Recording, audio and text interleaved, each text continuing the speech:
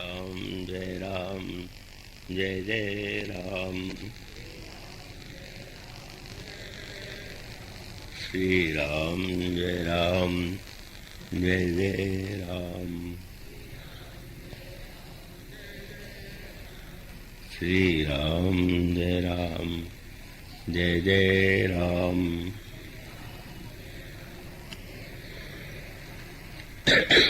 ये सियावर रामचंद्र महाराज की जय।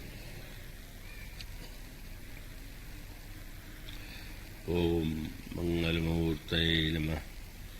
गणाधिपतये नमः। वर्णानामृतसंहानां रसानां छन्दसामपि मंगलानां च कर्तारो वन्दे वाणी विनायको।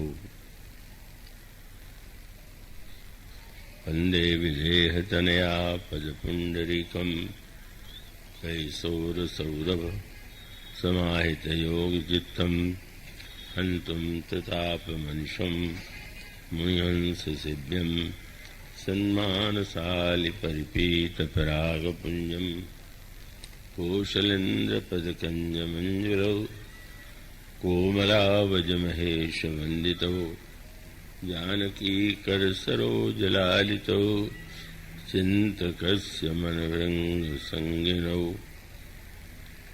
यत्र यत्र रघुनाथकीर्तनं तत्र तत्र कृतमस्तकाञ्जलिं बाष्पवारि परिपूर्णलोचनं मारुतिं नमत राक्षसान्तकम्। श्रीगुरुचरण सरोज रज निजमन मुकुर सुधारि वर्णौ रघुवर विमल यशो जोदायक फलचारि। राम भगति मणि मुरवस जाके दुख लवले सन सपने ताके। कथा रसिक जिज्ञासु श्रोतावृंद, भक्तिमती देवियों, आइए हम सब एकाग्र मन से, बुद्धि से, चित्त से जो पंक्ति आपके सामने प्रारंभ की गई थी उस पर थोड़ी दृष्टि डालने की चेष्टा करें। मनुष्य के जीवन की सबसे बड़ी समस्या दुख है, और वह दुख जो है अनगिनत रूपों में मनुष्य के सामने आता है, और मनुष्य का पूरा जीवन इस दुख का समाधान पाने के लिए प्रयत्नशील रहता है। और इस दुख, यदि सुख आता भी है तो दुख उसका पीछा करता हुआ जीवन में आ ही जाता है। इसलिए व्यक्ति के जीवन में इच्छा होना स्वाभाविक है कि हमारे जीवन में कोई दुख न हो, और वो दुख के संबंध में भी थोड़ी सी भी यदि कमी उसको सुख में लगे तो वो दुखी हो जाता है। इसका समाधान प्राचीन काल से लेकर अब तक वेद पुराण शास्त्र महात्माओं के द्वारा दिया गया। श्री रामचरितमानस में अनेक प्रसंगों में विभिन्न रूपों में इस दुख की समस्या को कैसे हम जीवन में इस दुख की समस्या से मुक्त हों, इस पर विचार किया गया। यहां जो पंक्ति चुनी है जय भैया ने, गंभीर पंक्ति है, और गंभीर पंक्ति के लिए बहुत एकाग्रता की भी आवश्यकता है। एक सूत्र इस प्रसंग में प्रारंभ में दिया गया। जैसे कई बार आप ये कहते हैं, आपको अनुभव होता है कि जीवन में उलझने बहुत हैं और वो उलझने व्यक्ति सुलझाने का प्रयास कर रहा है, लेकिन एक उलझन यदि वह सुलझाता है तो और कोई उलझन उसके सामने आ जाता है। मानो ऐसा लगता है कि जीवन में व्यक्ति उन उलझनों से अपने को मुक्त नहीं कर पाता, और इसका उत्तर यह कहकर दिया गया कि उलझन यदि दूसरे का बनाया हुआ होता तो और बात थी। व्यक्ति ने स्वयं उलझन का निर्माण किया है और फिर जब वो उलझनों को सुलझाने की चेष्टा करता है तो उसको एक बड़ा गंभीर रूप मानस में दिया गया कि अगर कोई रस्सी उलझ गई है और उस उलझी हुई रस्सी को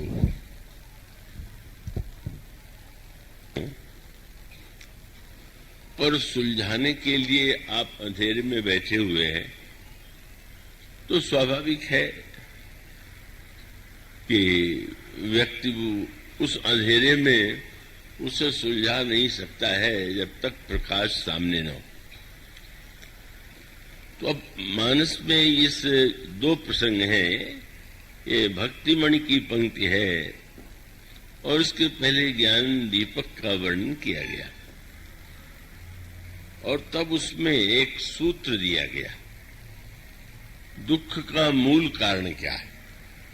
क्योंकि दुख का मूल कारण यदि हम समझ लें तो उसका समाधान ढूंढना आसान है। और तब वो एक सूत्र दिया गया, थोड़ा गंभीर है, आप मुझे विश्वास है कि पूरी एकाग्रता उसे समझेंगे।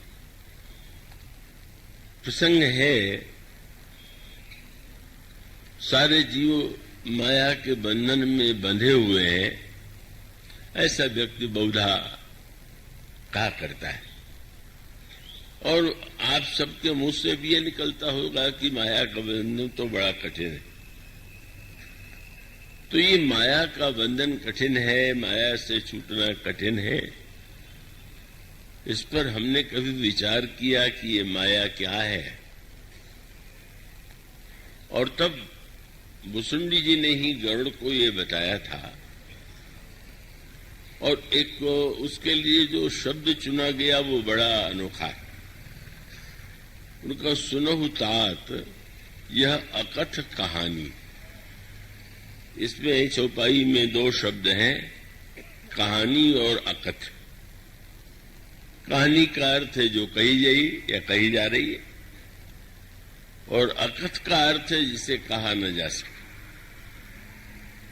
तो ये तो दोनों शब्द विरोधी हो गए। अगर वो अकथ है तो फिर वो कही कैसे जाएगी, और यदि कहानी है तो उसे तो कहना ही होगा। तो उसको संक्षेप में उन्होंने ये कहा कि वस्तुतः कैसी विचित्र सी बात है कि जैसे किसी व्यक्ति को कोई व्यक्ति आपको रस्सी से बांध दे तो ये बात तो समझ में आने योग्य है। दूसरे ने आपको बांध लिया, लेकिन ये हमारे आपके जीवन की जो सबसे बड़ी उलझन है और जिस बंधन में हम बंधे हुए हैं, उसके लिए गोस्वामी जी ने एक पंक्ति चुनी है। मैं चेष्टा करूंगा कि विषय थोड़ा अधिक सरल हो सके। उसमें उन्होंने ये कहा कि वस्तुतः यह जड़ चेतन ही ग्रंथ पर गई। चेतन के द्वारा कोई जड़ वस्तु बांधी जाती है, यह बात तो दिखाई देती है, लेकिन जड़ चेतन को बांध ले तो यह तो कभी दिखाई नहीं देता। लेकिन भुसुंडी जी ने यह कहा कि मनुष्य की समस्या यही है कि जड़ ने चेतन को बांध लिया। चेतन व्यक्ति जो है वो जड़ के बंधन में बंधा हुआ है और उसके लिए एक शब्द चुना गया, माया। सुनो तात या अकथ कहानी, समझत बनई न जाई बखानी। और तब सूत्र दिया गया वो बंधन क्या है। माया क्या कोई नारी है? माया कोई ऐसी व्यक्ति के रूप में दिखाई देने वाली कोई नारी का स्वरूप है? तो ये प्रतीक रूप में कई प्रसंगों में कई पात्रों को माया के रूप में प्रस्तुत किया गया और उसमें भी माया का विभाजन किया गया। एक विभाजन तो है जिसमें कहा गया राक्षस बड़े मायावी है, तो एक राक्षसों की माया है, फिर देवताओं की माया है और फिर इसके पश्चात ब्रह्म की माया है, ईश्वर की माया है। अब इस संदर्भ में गोस्वामी जी जो बात संक्षेप में कहते हैं वो आप बड़ी सरलता से समझ सकते हैं और उसका सूत्र यही है कि माया तो केवल दो शब्दों में ही हमारे जीवन में व्याप्त है और वो दो शब्द क्या है? कौन किसने किसके द्वारा व्यक्ति बना हुआ है? और तब उत्तर दिया गया, मैं और मोर तोर तय माया, जेहि बस कीन्हे सी जीव निकाया। ये जो भेद बुद्धि है, मैं और मेरापन है, तू और तेरापन है, यही माया है। और ये छोटे से शब्द में, छोटे से वाक्य में कितना बड़ा उत्तर दे दिया गया। और इसका निराकरण होने का उपाय क्या है? तो निराकरण का उपाय गोस्वामी जी ने पहला सूत्र दिया कि जब आप प्रातःकाल उठ करके बैठे तो कर्म में ही प्रारंभ से न लग जाइए। हम लोग स्वभावतः उठ करके काम काज में जुट जाते हैं, पर काम काज के पहले हमें शांत भाव से, चाहे अपने खाट पर, पलंग पर या आसन पर बैठकर सोचना चाहिए। और क्या सोचना चाहिए? तो कहा गया, को हम, मैं कौन हूं। और इसलिए मैं कौन हूं अगर इसको व्यक्ति समझ सके तो बहुत सी समस्याएं उसके जीवन में कम हो जाएंगी। गोस्वामी जी का एक ग्रंथ दोहावली रामायण में है, उसमें गोस्वामी जी ने, एक व्यक्ति कहता था ये मेरा है, ये मेरा है, ये मेरा है। तो मेरा तो मैं से ही होता है, मैं और मेरा यही दो शब्द हैं। तो गोस्वामी जी ने दोहावली में कहा कि तुम मेरा कहने से पहले यह तो बताओ कि तुम कौन?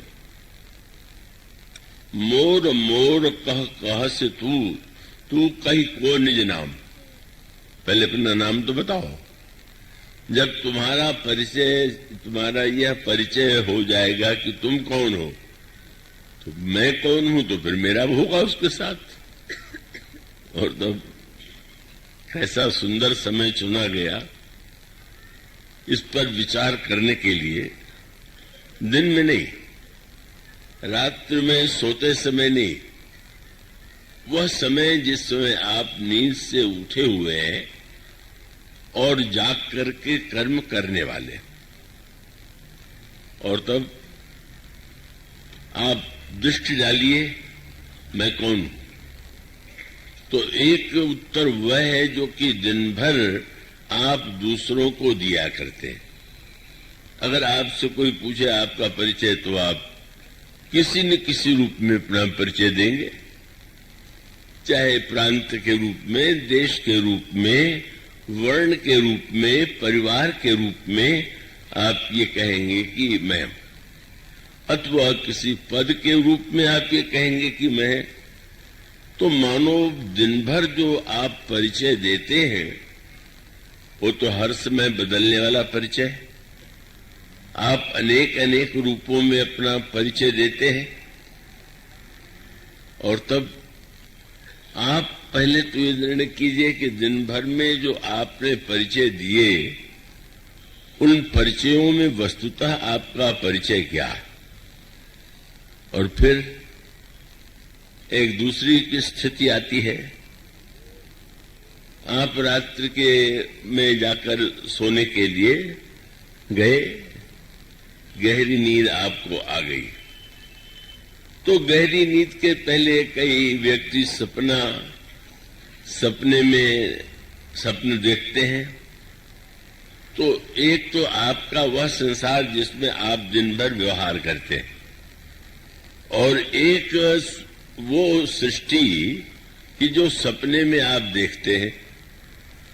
और अनोखी बात है कि सृष्टि में भी सब कुछ दिखाई देता है, घर बार परिवार वस्तुएं घटनाएं सब दिखाई देती हैं, पर अंतर यही है कि दिन में वो सब कुछ आप करते हुए अपने आप को देखते हो और सपने में कुछ न करते हुए भी आप करते हुए अपने को देख पाते हैं।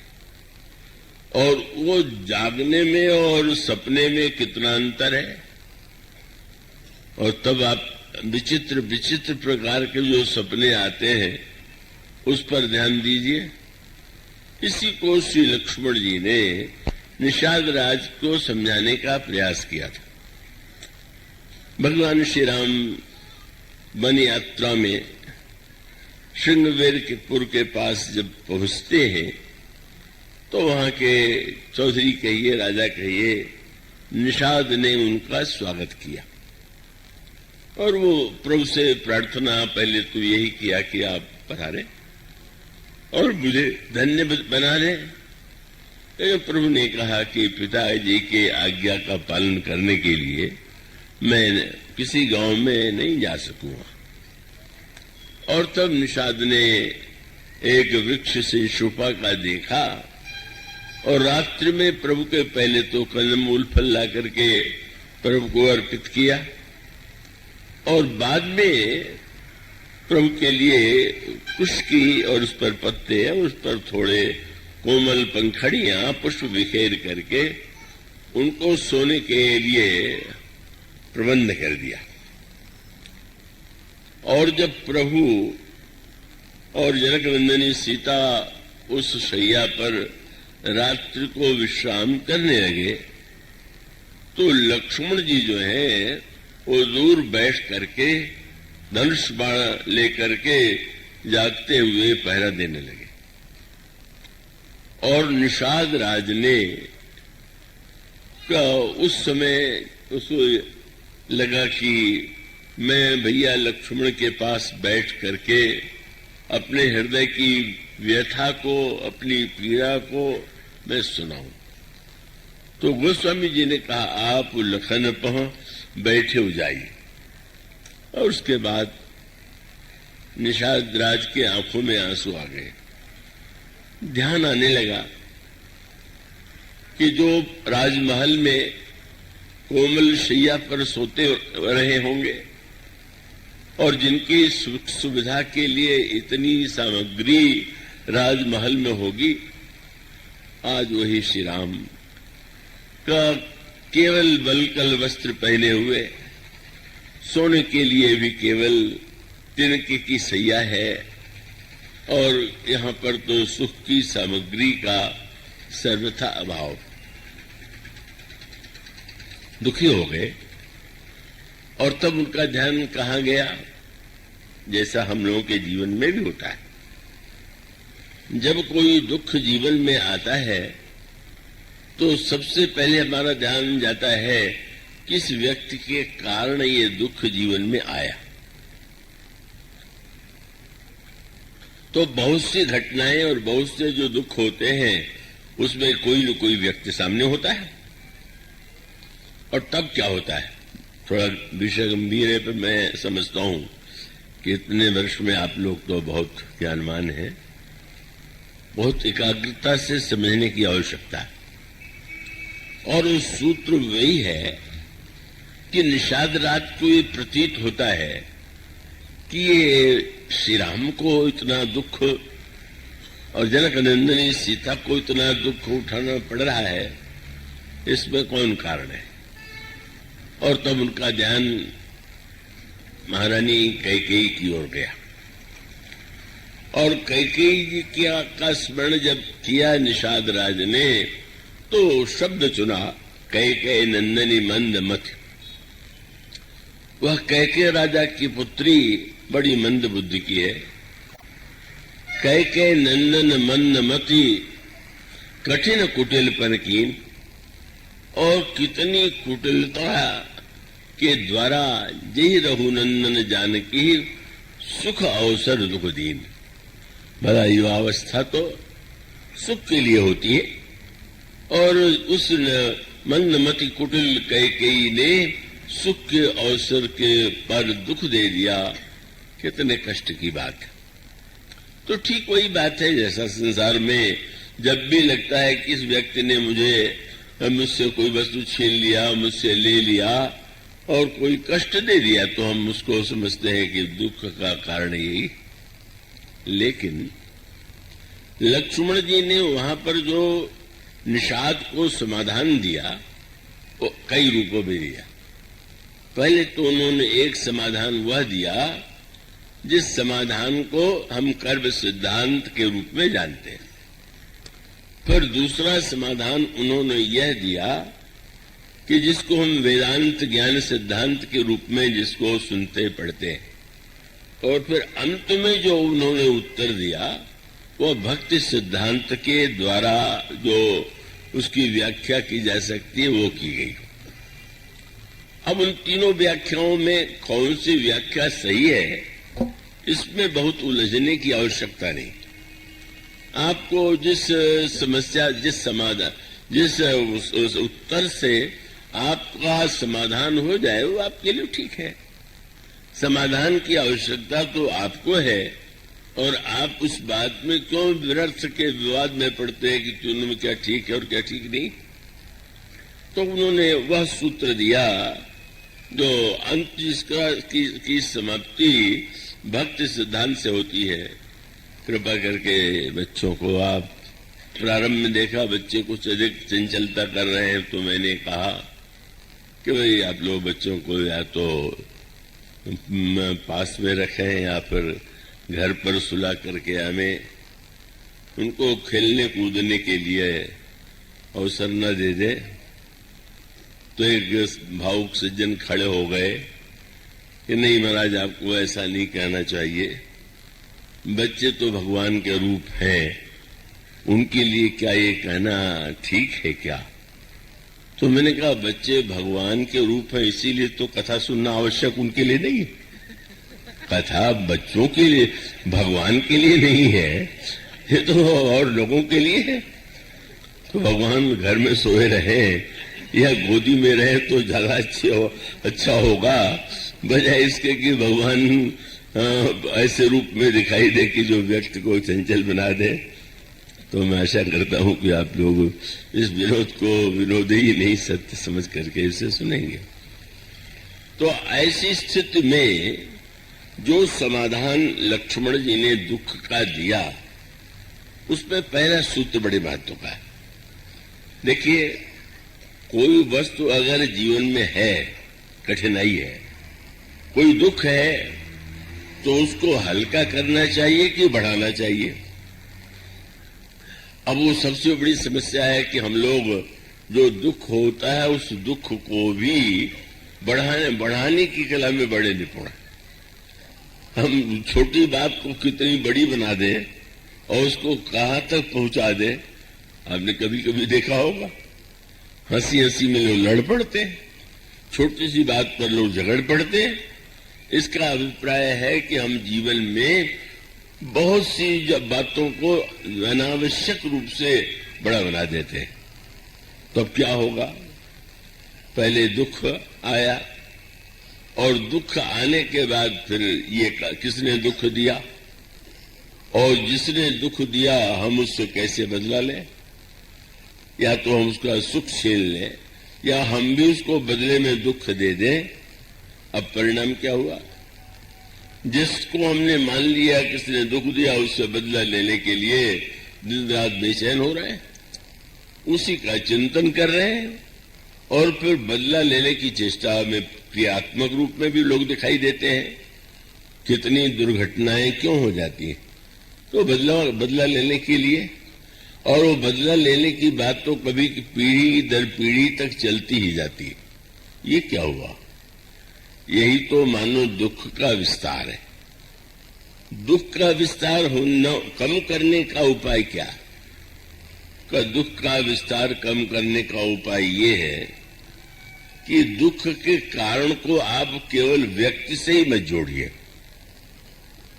तब व्यक्ति के साथ साथ उसके मूल कारण पर जब विचार करें तो लक्ष्मण जी ने निषाद राज से कहा कि व्यक्ति जो है वो दुख देता हुआ दिखाई देता है, पर वो दुख का निमित्त है। वस्तुतः दुख यह दृष्टांत दे दे कि जैसे कोई दुर्घटना का समाचार किसी व्यक्ति के द्वारा आपको मिले, तो इसका अर्थ तो ये नहीं कि उसने दुर्घटना सचमुच उसके द्वारा हुई है। तो उन्होंने कहा कि वस्तुतः तो व्यक्ति को जो दुख और सुख प्राप्त होता है वो अपने ही कर्म का परिणाम। यहीं से लक्ष्मण जी ने निषाद राज के माध्यम से हम सब लोगों के लिए दुख की समस्या का समाधान दिया। उन्होंने कहा कि को न काहू दुख सुख कर दाता, निज कृत कर्म भोग सब राता। अब इसका अभिप्राय क्या हुआ? कैकेयी अत्यंत कुटिल है, मंदमती है, पर बाद में कैकेयी के प्रति कुटिलता के कारण द्वेष हो, घृणा हो, या उनको कष्ट देने की चेष्टा हो, यही तो हो सकता है। इसीलिए जब लक्ष्मण जी के लघु भ्राता शत्रुघ्न जी श्री भरत के साथ ननिहाल से आए और उन्होंने सामने मंथरा को देखा, और उस समय मंथरा अपने आप को सजाए हुए सुंदर वस्त्र और आभूषणों से सुसज्जित करके आई हुई थी। क्या मान करके? उसको ये विश्वास था कि भरत को राज्य देने के लिए इतना बड़ा प्रयत्न मैंने किया, मेरी योजना से भरत को राज्य मिलने वाला है, तो फिर इस समय मैं जब जाऊं तो मेरे वेश से ही यह अनुभव हो जाए कि कितना सुखद प्रसंग मेरे द्वारा हुआ। जब वो मंथरा वहां आती है तो उस मंथरा को देख करके, क्योंकि भरत जी को शत्रुघ्न जी को पहले ये समाचार कैकेयी के मुख से ही सुनने को मिल गया था कि अयोध्या में जो अनर्थ हुआ उसका कारण क्या है, और तब उनको उस वेश में जब अयोध्या के सागरे नागरिक जो है शोक की स्थिति में है और सबके शरीर पर वस्त्र आदि जो है वो मूल्यवान नहीं है, वहां इतने ठाट बाट से उसे देख करके उन्हें क्रोध आया। और गोस्वामी जी कहते हुमा की लात तक कुबड़ मारा। कुबड़ी है वो, उसके कुबड़ पर शत्रुघ्न जी ने प्रहार किया, और जब वो प्रहार करने पर गिरी तो वो कहने लगी, आह दैव में का नसावा, करत नीक फल अनैस पावा। अरे दैव क्या कहें, इतना अच्छा मैंने जिनके लिए किया उसका क्या यही परिणाम होना चाहिए? शत्रुघ्न जी का क्रोध और बढ़ गया, और बढ़ जाने पर उन्होंने सुने रिपुहन लखी नख सिख खोटी, लगे घसीटन धर धर झोंटी। उसको और भी कष्ट, उसके बाल को पकड़ करके उसको ढकेलने लगे कष्ट। तब गोस्वामी जी ने एक सूत्र लिखा, और ये है कि श्री भरत जी ने मंथरा को छुड़ा दिया। अब इस पर ध्यान जाना चाहिए कि वस्तुतः इस अपराध के मूल में जो हुआ वो कैकेयी जी तो सामने आई, पर कैकेयी जी के पीछे कैकेयी की बुद्धि में जो बात बैठाई गई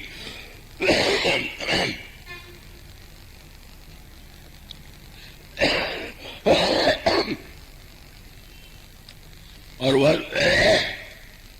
द्वारा बैठाई गई, तो ऐसी स्थिति में भगवान राम को यदि दुख दिया तो कैकेयी ने दिया, और कैकेयी को दुख देने की प्रेरणा मंथरा ने दिया।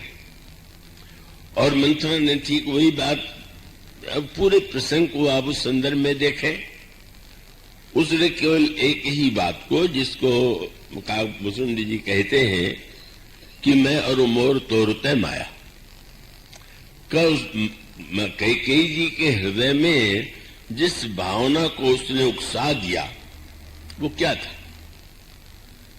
प्रारंभ में तो ऐसा लगा कि कैकेयी श्री राम के प्रति बड़े उदार है, क्योंकि राम राज्य के समाचार को सुनकर उन्होंने कहा कि तुम जो कुछ मांगो मैं दूंगी।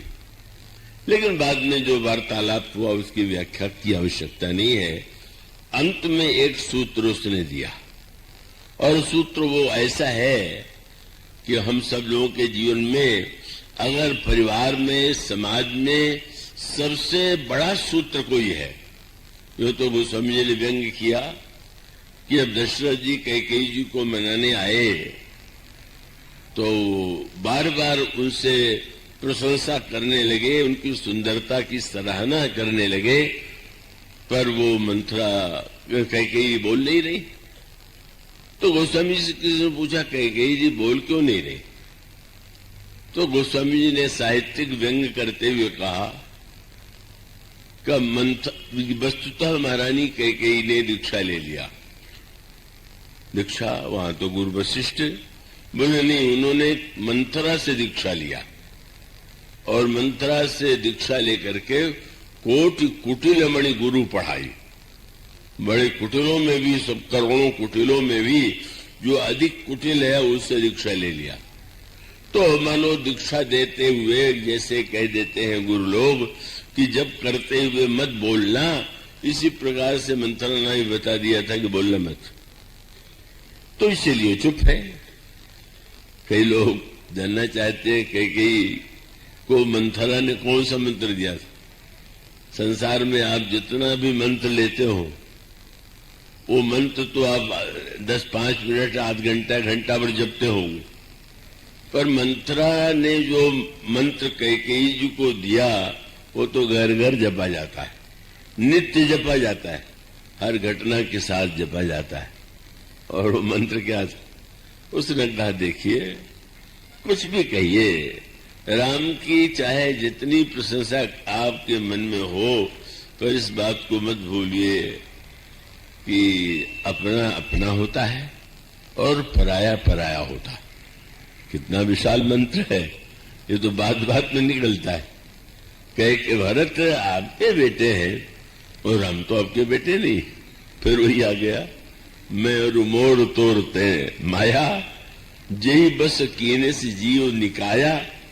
अगर कैकेयी के हृदय में इस मैं और मेरेपन, तू और तेरेपन की वृत्ति उत्पन्न न हो गई होती तो शायद ये अनर्थ न होता जो अयोध्या में हुआ।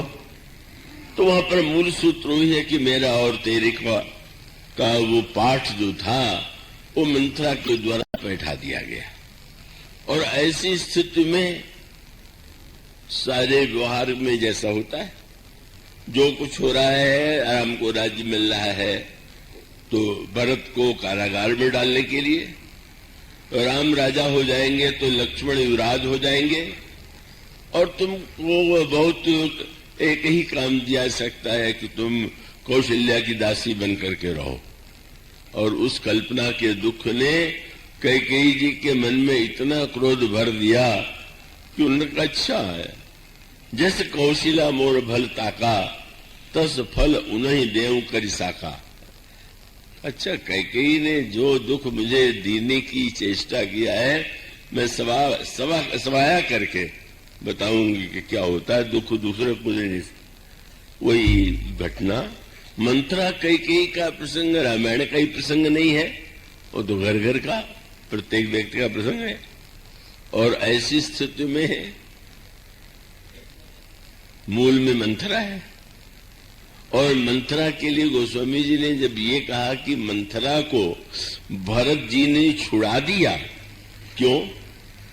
अगर मंथरा ने इतना बड़ा अपराध किया है, इतना विद्वेष की सृष्टि की है, तो उसको दंड क्यों नहीं दिया जाना चाहिए?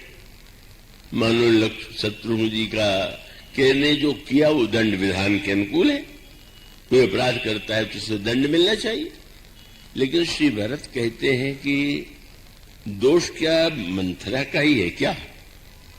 मंथरा की बात से अगर महारानी इतनी प्रभावित हो जाए कि वे सबको भूल करके, पातिव्रत के प्रेम को भूल करके, और श्री राम के इतने अधिक जो उनमें प्रेम है, सद्भाव है, और कैकेयी जी के प्रति जो उन्होंने इतना अधिक वो दिया है कि जिसको बोलने में अगर वो कैकेयी जी का दोष है तो दंड तो मंथरा को दिया जा रहा है। कैकेयी को दंड तो नहीं है तुम दे सकते हो, मैं भी नहीं दे सकता हूं। तो ऐसी स्थिति में क्या सचमुच ये दंड देना उचित होगा क्या? शत्रुघ्न जी शांत हो जाते हैं।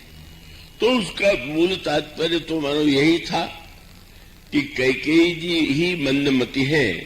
अगर उस मंथरा की बुद्धि से प्रभावित होकर के उन्होंने उसको सत्य मान लिया और सत्य मान करके इतना अनर्थ बनाया, तो मंथरा क्यों महारानी कैकेयी दोषी? और मंथरा कैकेयी भी यदि है तो उसके मूल में भी मैं और मेरापन ही, तू और तेरापन ही मुख्य कारण है। इसलिए लक्ष्मण जी ने ये कहा कि जब हमको दुख मिले तो हम व्यक्ति को ही कारण न मान लें। इसने हमें दुख दे दिया, और तब उस दुख का कारण सामने वाले व्यक्ति में ही नहीं, अपने आप में भी ढूंढने की कोशिश करें।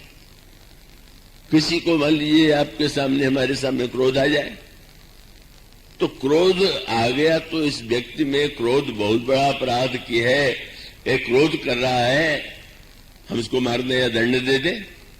इसके स्थान पर अगर व्यक्ति ये विचार करने लगे कि क्रोध क्यों आया, इसको जो क्रोध आ रहा है इसमें यही कारण है कि मैं भी कहीं कारण हूं, तो परिणाम ये होगा कि व्यक्ति के जीवन में जब यह ज्ञात हो जाएगा कि दुख सुख का हेतु जो है वो व्यक्ति ही नहीं है, बस पूर्ण काहु दुख सुख कर दाता, ये कर्म सिद्धांत है। और कर्म सिद्धांत का अभिप्राय है कि आप जब कर्म को अपने प्रारब्ध का परिणाम मान लेते हैं, दुख सुख को, तो आपका द्वेष नहीं रह जाता, बहुत कम हो जाता है, हल्का हो जाता है। ये सरल तो नहीं है, कहना तो सरल है, पर ये मैं और मेरेपन की वृत्ति इतनी सरलता से नहीं छूटती, अत्यधिक कठिन से कठिन है। लेकिन कर्म सिद्धांत कहता है कम से कम इतना तो मान ले कि दुख का कारण हमारा ही कोई प्रारब्ध है, कोई कर्म है।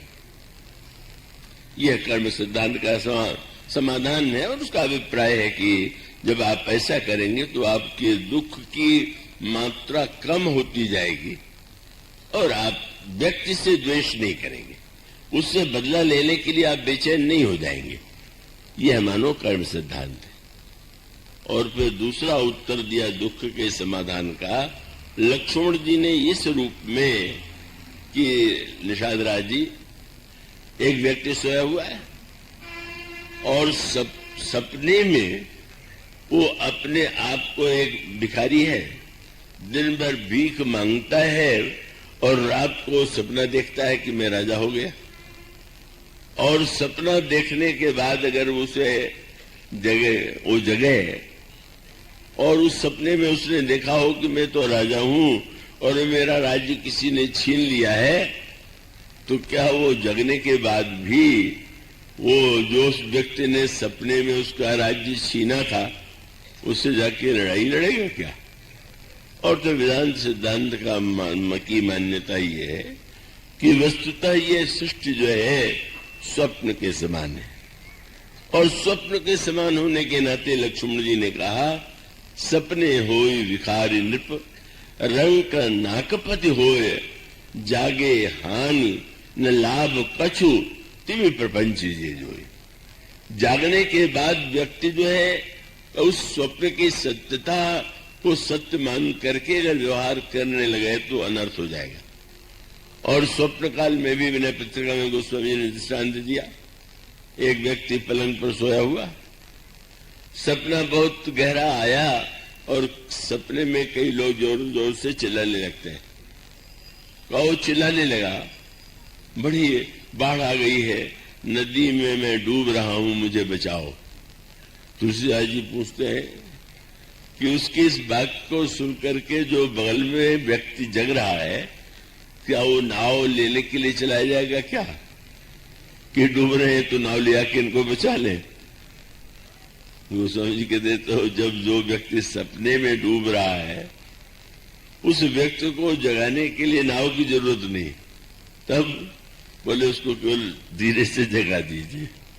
और यही गोस्वामी जी कहते हैं मेरे पत्रिका में, सुभग सेज सपने सोवत बारिधि बूढ़त भय लागे, कोटिहु नाव न पार पाव सोई, जब लगे आप न जागे।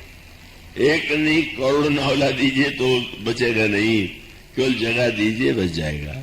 इसलिए उन्होंने कहा संसार के मिथ्यात्व को जब हम समझ लेते हैं कि ये स्वप्नगत दिखाई देने वाली जो सृष्टि है वो यथार्थ नहीं है, घटनाएं यथार्थ नहीं है, और हम जब जग जाते हैं, और जगने की व्याख्या की गई, सोना और जागने को एक नया अर्थ दिया गया। गीता में भी संकेत शास्त्रों में कहा सोना और जागना क्या है। तो एक तो शरीर का सोना और जागना है। संयोग से अभी कोई सामने सज्जन सोते हुए नहीं दिखाई दे रहे, नया अनुभव है। हर वर्ष तो मैं किसी को देखता था, अभी कोई शायद सोने वाले पीछे कहीं बैठ गए होंगे कि देख न लिए जाए। पर सोना और जागने का एक तो शरीर का है, आप जग रहे हैं या सो रहे हैं। पर आपको गीता और रामायण में मिलेगा कि सोना माने बोले मोह निशा सब सोवर हारा, देखा ही सपन अनेक प्रकारा। जो मोहग्रस्त व्यक्ति है मानो वो मोह की रात्रि में सो रहा है, और उस मोहग्रस्त व्यक्ति के जीवन में जो कुछ हो रहा है वो नाना प्रकार के स्वप्न की प्रक्रिया और प्रतिक्रिया के अनुकूल है। इसलिए कि जैसे सोते हुए व्यक्ति को जगा देना यही इसको बचाने का उपाय है, इसी प्रकार से व्यक्ति को अगर ये ठीक ठीक ज्ञान हो जाए कि ये सृष्टि वास्तविक नहीं है, आज वो जो दिखाई दे रही है पहले नहीं थी, अब नहीं है, कल भी नहीं रहेगी, तो उसका परिणाम होगा कि व्यक्ति फिर जागने की परिभाषा की गई। सोना क्या बोले मोह निशा सब सोनिहारा, और देखा ही सपन अनेक प्रकारा।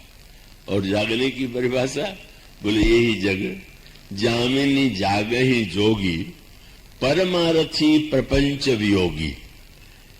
रात में किसी ने देखा आज मुझे 10 लाख की लॉटरी मिल गई। अब वो मूर्ख होगा तो जगने के बाद भी पहुंचेगा पता लगाने के लिए कि कहां मिलेगा ये रुपया, और बुद्धिमान होगा तो समझ लेगा कि भाई सपने में मिला हुआ जो दिखाई दे रहा है तो मिथ्या है। इसी प्रकार से लक्ष्मण जी ने कहा कि निषाद राज, सत्य तो यह है कि ये सृष्टि इसी प्रकार की है, और इसीलिए बड़ी दार्शनिक भाषा का भी गोस्वामी जी प्रयोग करते हैं। हनुमान जी जब लंका में जाते हैं तो हनुमान जी ने लंका को कई रूपों में देखा। हनुमान जी ने लंका को दिन में भी देखा, रात्रि में भी देखा, बाहर से भी देखा, भीतर से भी देखा। और उस प्रसंग में गोस्वामी जी ने जो सूत्र दिया वो बड़े महत्व का ये है।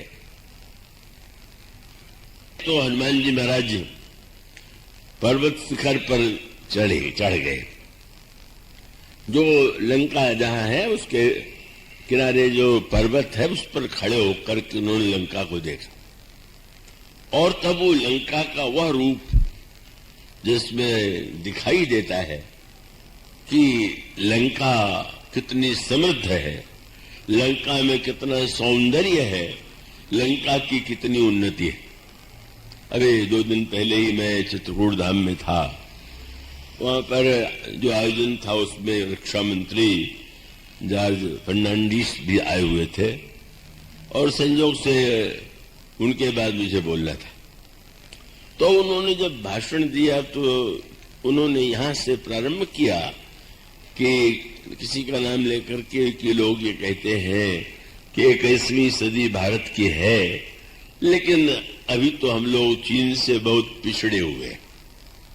और उन्होंने आंकड़े दे करके कितना वहां लोहा, कितने लोहे का उत्पादन हुआ, कितना अन्न का हुआ, अन्य वस्तुओं का है, और ये कहा कि जब तक हम उससे पिछड़े हुए हैं हर उत्पादन के क्षेत्र में तो हम तो नहीं दावा कर सकते। उस समय मैंने एक बात कही थी और वो बात यही थी कि विकास की परिभाषा क्या है, विकास किसे कहेंगे और विकास किसे कहेंगे। माने लंका को जो हनुमान जी ने देखा वो क्या विकास नहीं है? और क्या उस समय सारे संसार में लंका का विकास सबसे अधिक?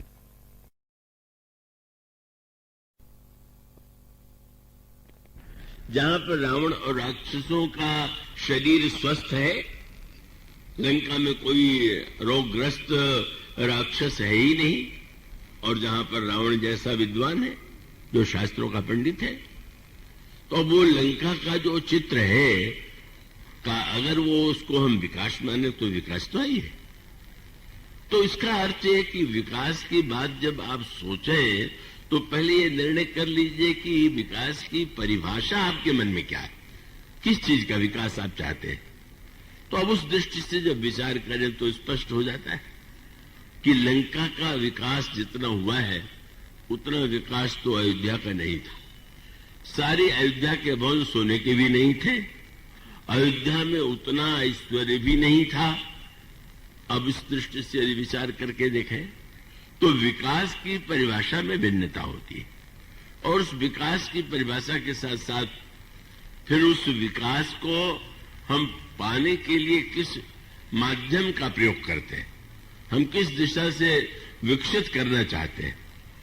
और तब वो बात तो समझ में आने की है कि विकास यदि केवल यही होता जो लंका में था तो हनुमान जी उसे अगर आदर्श विकास मानते होते तो ये सोच सकते थे कि लंका का राजा ही सर्वश्रेष्ठ है, विद्वान है, शक्तिमान है, इसलिए इससे बढ़कर के श्रेष्ठ कोई नहीं। किंतु ऐसा तो नहीं हुआ। मानो सूत्र यह है कि अयोध्या में भी दरिद्रता कोई एक आदर्श नहीं वस्तु है। दरिद्रता तो बड़ी दुखदाई है और दरिद्रता तो मिटनी ही चाहिए, लेकिन विकास केवल लोहे, चांदी, सोना, चावल इसी का है कि विकास का अर्थ मनुष्य के मन का विकास, मनुष्य के बुद्धि का विकास, और अंत में विकास का अर्थ क्या, ये आत्म तत्व और ईश्वर का साक्षात्कार है कि नहीं। तो ये विचारधारा तो सर्वदा ही विश्व में रही है। तो बहिरंग तुलना की दृष्टि से हनुमान जी ने देखा तो लंका इतनी विकसित है, पर गोस्वामी जी जो बात बताना चाहते हैं वो क्या है कि लंका का ये विकास किस मूल्य पर हुआ। ये जो सोने की लंका है वो कहां से आई है? यह तो कुबेर का राज्य था, रावण ने छीन लिया। संसार में सुंदरियां कहां से आई? जहां भी उसने सुन लिया किसी के घर में कोई सुंदरी कन्या है, सुंदरी है, वहां पर उसने बलात् देव, यक्ष, गंधर्व, नर, किन्नर, राजकुमारी, जीत वरी, निज बाहुबल, वर सुंदरी बहुनारी।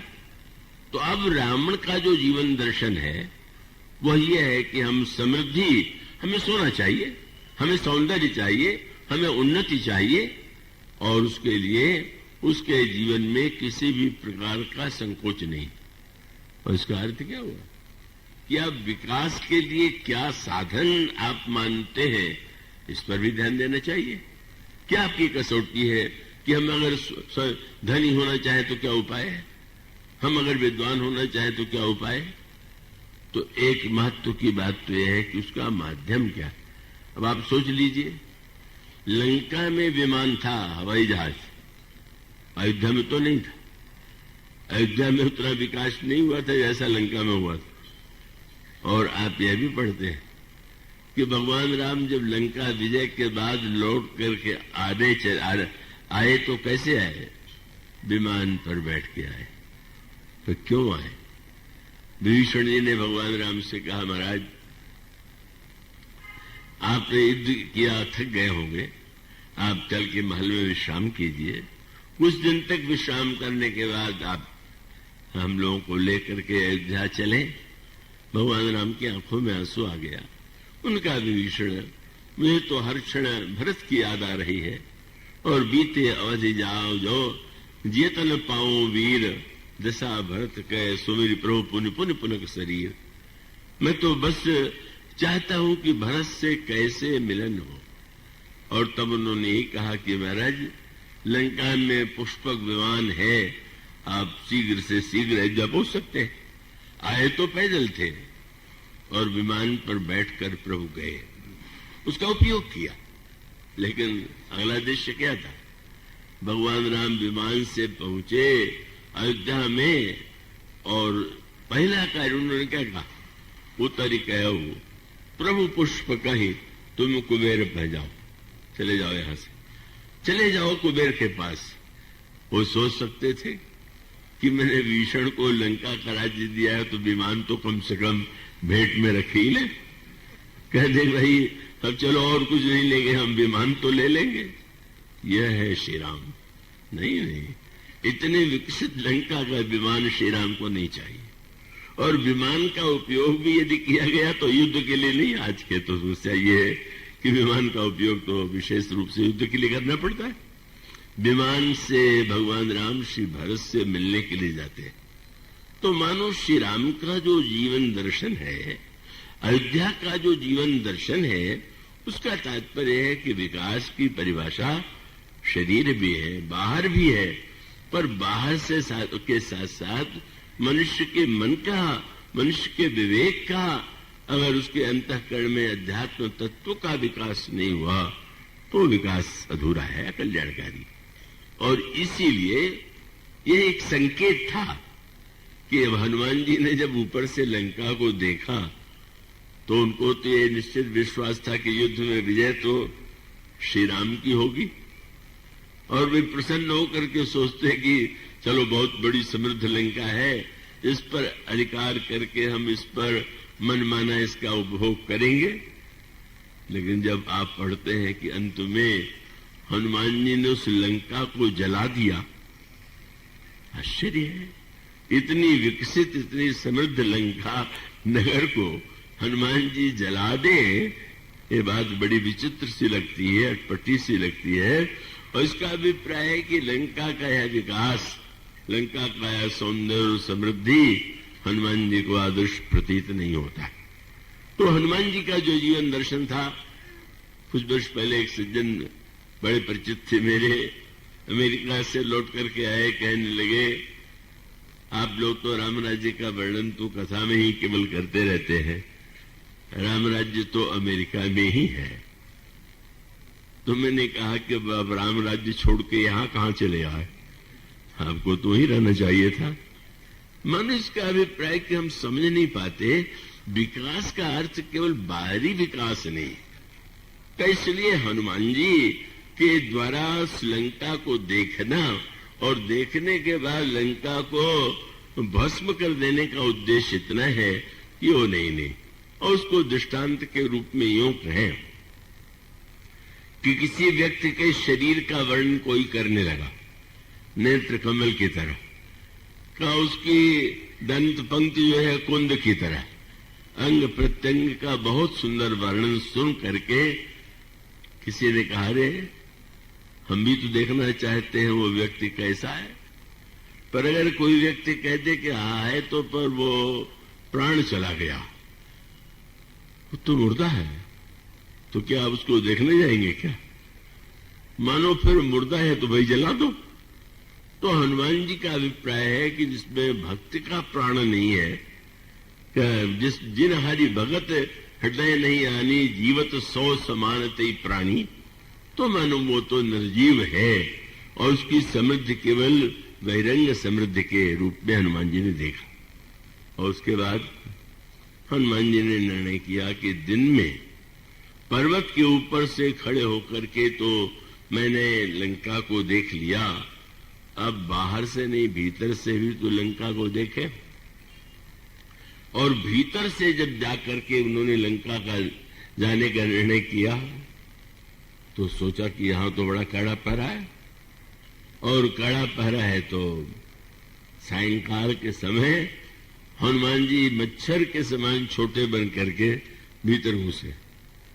जो बात कही गई उसके अर्थ को न समझ करके बस ऐसे बुद्धिमान श्रोता भी मिल जाते हैं, ये पूछने लग जाते हैं कि मच्छर जैसे हो गए तो अंगूठी कहां चली गई।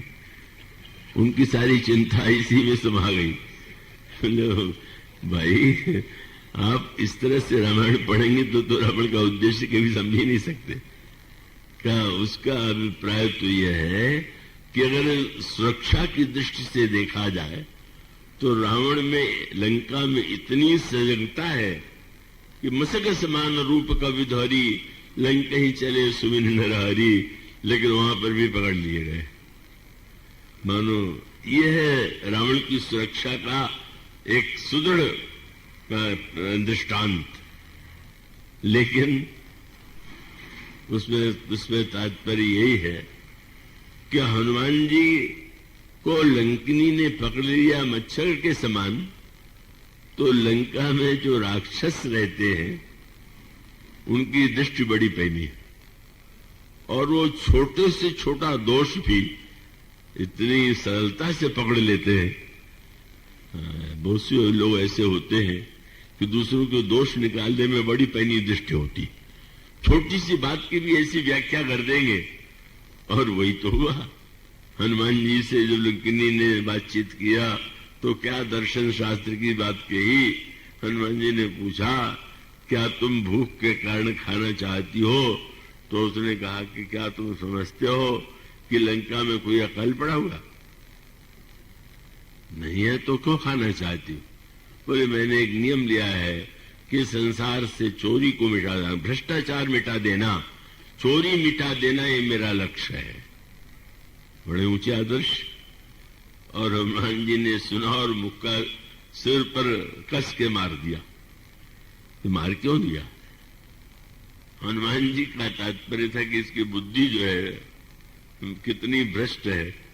बड़ा सिद्धांत ऊंचा बखान नहीं है कि चोरों को खा लेना ये मेरा व्रत है। अगर सचमुच सच्चाई होती तो सबसे पहले रावण को खाती जिसने सीता जी को चुराया है, उसको तो खा नहीं रही है, और मैं चोरी का पता लगाने आया तो मुझे खा रही है। इसका अर्थ है कि इसकी बुद्धि को ठीक करना चाहिए। ठीक हो गई बुद्धि।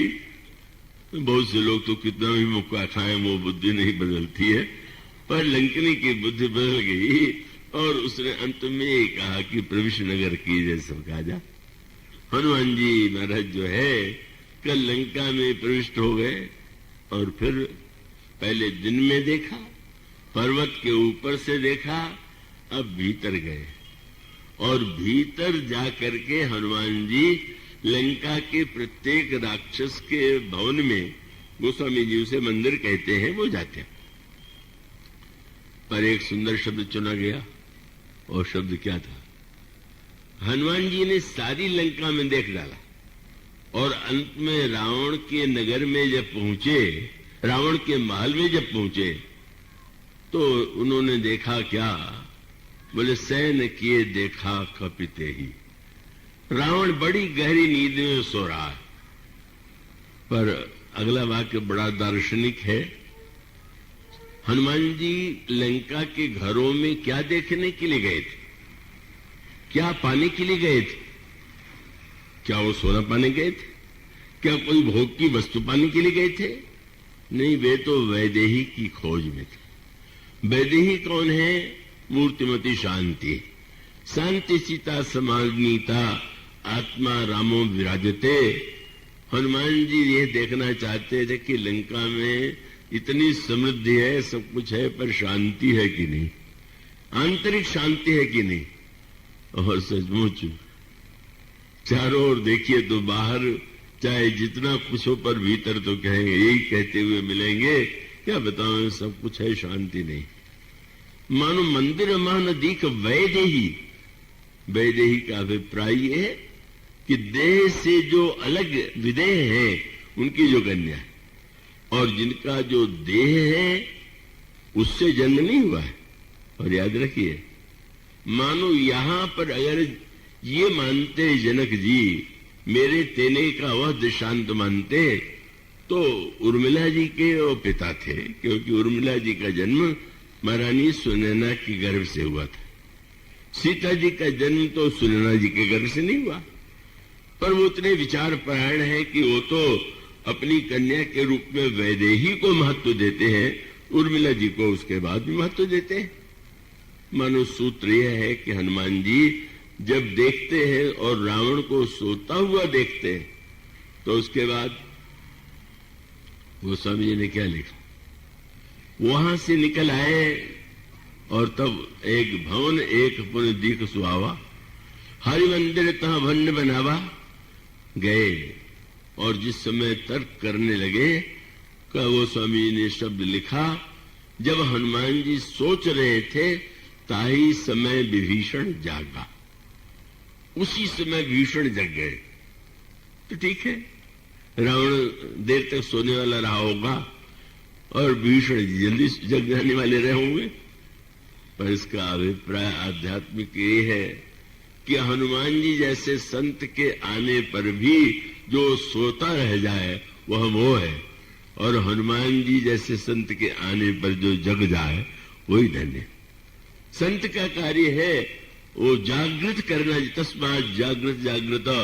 और सचमुच आप जानते हैं, विभीषण को शरणागत बना करके धन्य बनाने की कार्य जो है, हनुमान जी ने रावण सोता ही रखा। और क्यों सोता रहा? बोले मोह निशा सब सो निहारा। रावण मूर्तिमान मोह है, और मोह की रात्रि में जो सो रहा है और उस मोह की रात्रि में सपना देखता हुआ वो ये मानकर चलता है कि जो दिखाई दे रहा है वह दिखाई दे रहा है तो वास्तविक होगा। अंधकार को ही उसने कल्पित संसार को ही सत्य मान लिया है। सत्संग का उद्देश्य यही है। और मानो भुसुंड जी ने यही कहा कि जब तक व्यक्ति मोह के अंधकार में ही सोया हुआ है और मोह के अंधकार में सोया हुआ ही अपने आप को न जाने क्या मान बैठा है, और तब उसके बाद जब उसको गहरी नींद आ जाए, तब किस देश का, किस प्रांत का, किस जाति का, किस परिवार का, कौन उसके बेटे, कौन उसके भाई, वो तो कुछ नहीं।